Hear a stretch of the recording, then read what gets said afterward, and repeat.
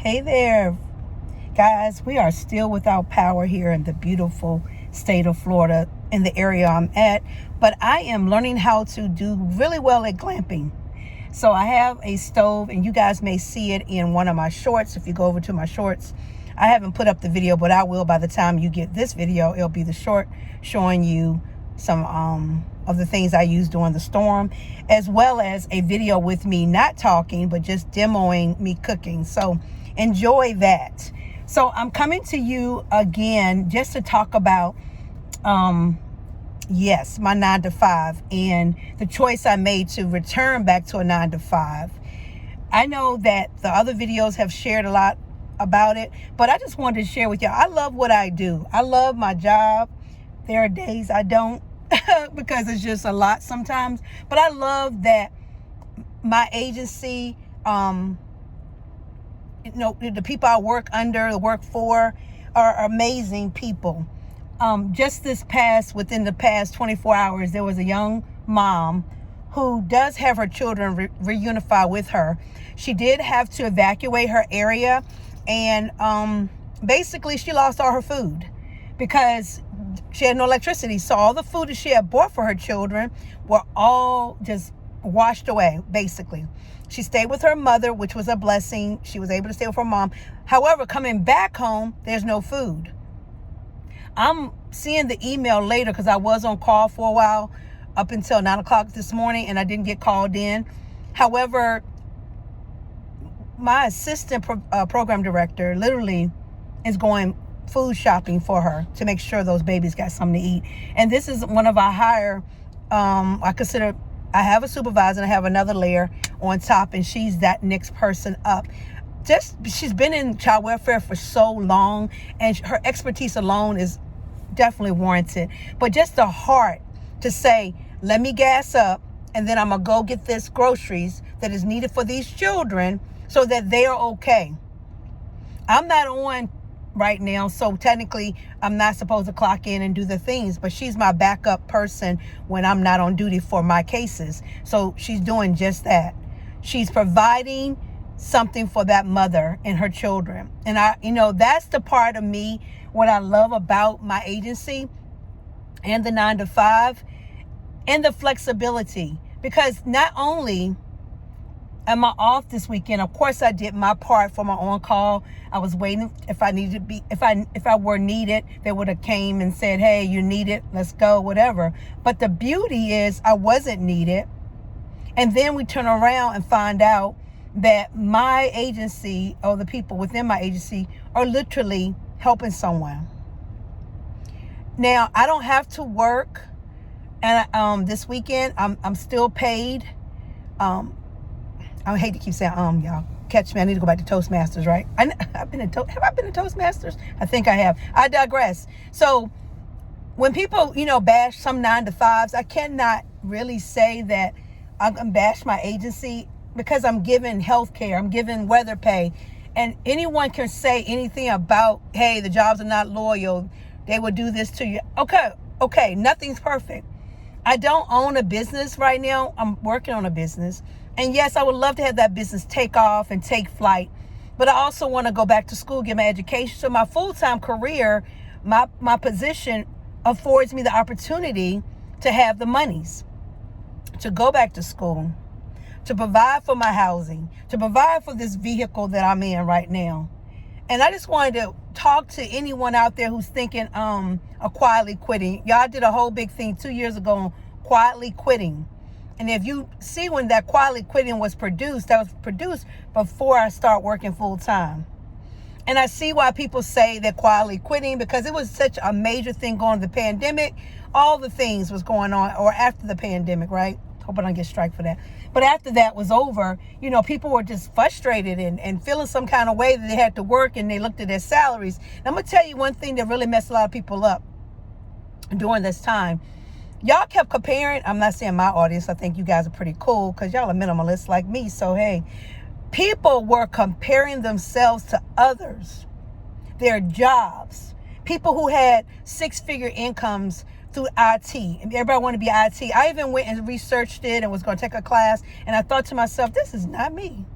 I don't see myself one, programming, two, trying to help with a situation in information technology, and then just looking at a screen all day or something like that. I just thought about the income. Oh, that's amazing income. But then I found out also social workers can be used in that IT profession to communicate with people, to keep people from losing their mind by being inside all the time, always at the computer. I can provide therapy, So I'm like, why am I trying to put myself in situations or in positions or jobs that don't benefit? Well, I would say benefit. I'll say that don't really allow my gifts to shine through. So yeah. So yes, the 9 to 5, the gig work I was doing, like I said, I met tons of people. And I just want to encourage someone out there. You can still work full time, but you also can have your gig work if you like. I just tell women, and I know y'all might think, oh, I'm not a feminist, so whatever.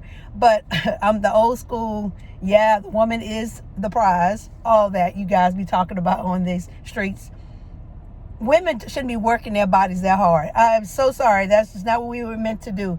Only time it was meant to be done is when during the war times, I want to say World War I and World War II, where people had to go to help their families. A lot of women were able to work and provide for their families and things of that nature during the wars where their husbands were gone, or their brothers or uncles or whomever were gone. They couldn't handle it. But it was not meant for, and there's nothing wrong with education. It's nothing wrong with a career, because I'm down for it, because I know in the society now we need it. But I wanted to say, some of us want to work so hard and grind and hustle. It sounds good, but it's not. It's not good for your body. It's not good for your mind. Now, for my men, I'm going to be honest with you. If you're a man and you're listening to this, you're cut out to work hard. Now, it could be in your business that you own or on someone else's business. Either way, y'all are designed to work harder because you're built that way, because that's what God designed y'all to be: the protector, the provider, the covering, all the things. You were the hunters. You went out and hunted and found food and brought it back. We prepared it. So yes, you guys are built for that. We, my friends, my sisters, my fellow Melody Minimalist fam, we're not built for that. If y'all are females, come on now. I don't care if you're a single mother listening to me. I don't care if you're an older woman listening to me, or a young woman with no children. My audience is between 35 and 40 something. So I'm talking to you. Don't kill yourself out there in these streets. Find a position or a skill set that you can be provided with lucrative salary. If you cannot find a skill set that provides you with lucrative salary, I want you guys to go create another business, a business. Go to ChatGPT, y'all. I'm going to talk about that later. Go there and talk about your idea. Guess what ChatGPT does? It spits it out and gives you ideas. I wrote papers for my job. What papers? Let's just take that back. Reports. When I had to ask a question to make sure that wording was right, verbiage was right for the court, and it spit out a whole scenario for me, and I chewed the meat and spit out the bones, and you can do the same. So I just want to encourage someone out there, if you're feeling some kind of way, if you're feeling like, I'm just sick of this job and I want to quietly quit, don't do it. Unless you got a backup plan, unless you got health insurance, because listen, you're going to need to get those teeth looked at. You're going to need to check your body. Yes, we all can't fly to Mexico, and we can't all fly to different places, but I guarantee you one thing for certain and two things for sure. You're going to need some form of health care. I mean, I'm healthy, but I know I need help too. So I want to encourage you guys out there to not give up on a 9 to 5. Again, if you don't have retirement, y'all know the government might have to cut off that Social Security. And I've been working since I was about 15, on paper 16. So they've been taking money away from me since I was 16 years old. Figure that. But yeah, what do you do when the government gives you a small amount of monies? You got to have another business.